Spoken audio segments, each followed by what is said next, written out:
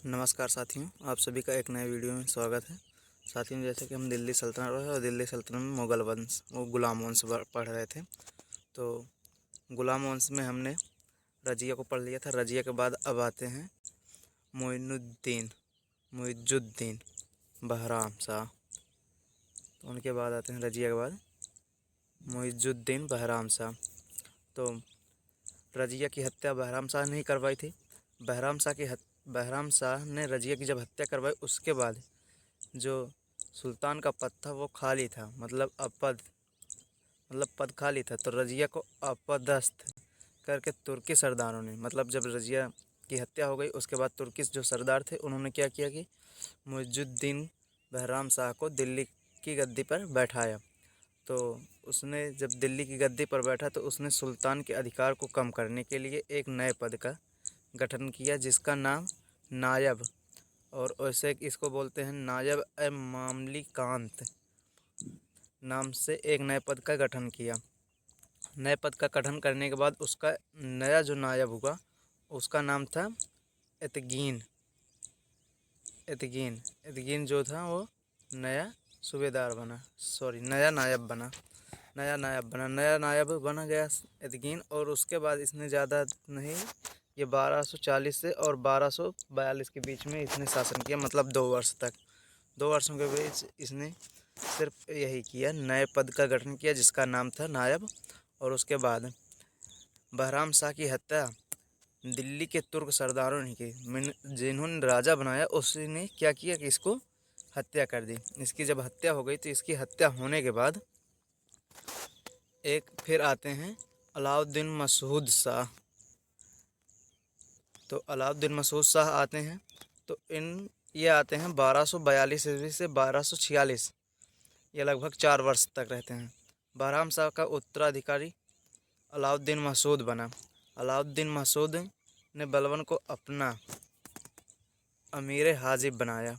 अमीर हाजिब मतलब एक प्रमुख पद था, तो उस पर नियुक्त किया बलबन को। अब जब इन्होंने बलबन को नियुक्त किया, बलबन को नियुक्त करने के बाद ये अपना शासन किया। शासन करने के बाद जो ये सुल्तान था अलाउद्दीन मसूद जब एक्सपायर हो जाता है, ख़त्म हो जाता है, तो आता है नसीरुद्दीन महमूद। तो नसीरुद्दीन महमूद को बलबन ने ही क्या किया था, मसूद शाह के स्थान पर नसीरुद्दीन महमूद को सुल्तान बनाया 1246 ईस्वी में। किसने बनाया? 1246 ईस्वी में बलबन है मसूद शाह के स्थान पर नसीरुद्दीन महमूद को सुल्तान बनवाया। सुल्तान बनाने के बाद नसीरुद्दीन शाह ने राज्य की समस्त शक्ति बलबन को सौंप दी थी। मतलब राजकाज से कोई मतलब इसको विशेष नहीं था। तो जो भी था इसके राज्य में बलबन ही सारा फैसला लेता था। और नसीरुद्दीन ने बलबन को उलूग खां की उपाधि से सम्मानित किया था। और बलबन ने अपने जो पुत्री थी उसकी पुत्री की शादी सुल्तान नसीरुद्दीन शाह से की बलबन। और उसके बाद नसीरुद्दीन ने क्या किया था, नसीरुद्दीन के बारे में 2-3 पंक्तियाँ हैं नसीरुद्दीन शाह के बारे में। तो इसने क्या किया था, नसीरुद्दीन ये ऐसा सुल्तान था, ये ऐसा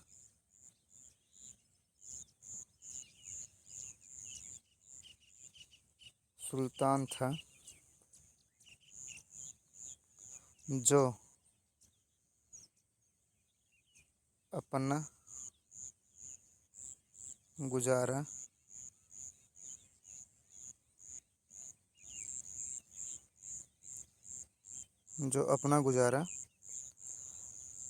टोपी बेचकर करता था। क्या? टोपी बेचकर करता था। पेपर में पूछा जाता है कि टोपी बेचकर गुजारा करने वाला सुल्तान कौन था, तो वो था नसीरुद्दीन महमूद। टोपी बेचकर करता था, बेचकर करता था। और उसके बाद जो था वो भी बेच कर ही अपना गुजारा करता था। और उसके बाद था 1259 ईस्वी में मंगोल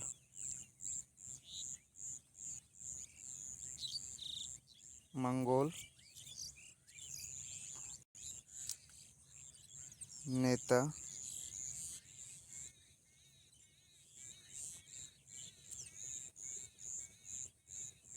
हबाकू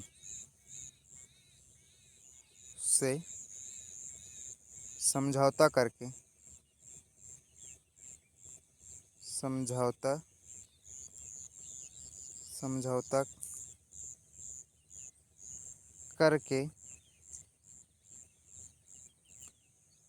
इसने क्या किया था, पंजाब में शांति स्थापित किया था।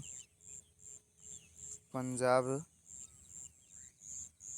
में शांति स्थापित किया था। कौन? बलवन ने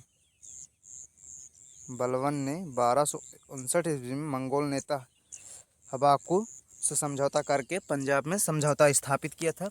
इसके समझौता स्थापित करने के बाद एक था मिनाजुद्दीन सिराज।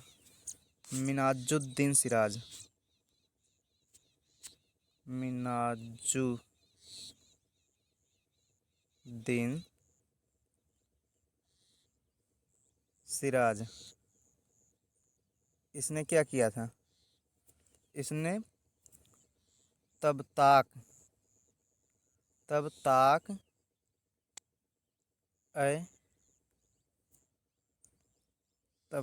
ए नासिरी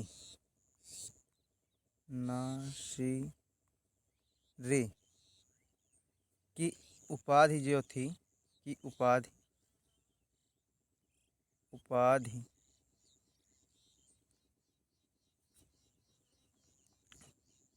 उपाधि नसीरुद्दीन शाह को दिया था।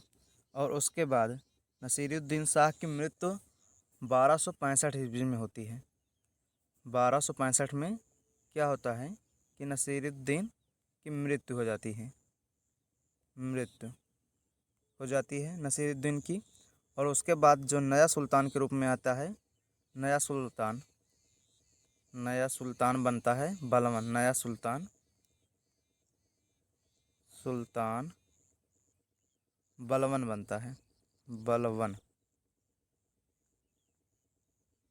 बनता है,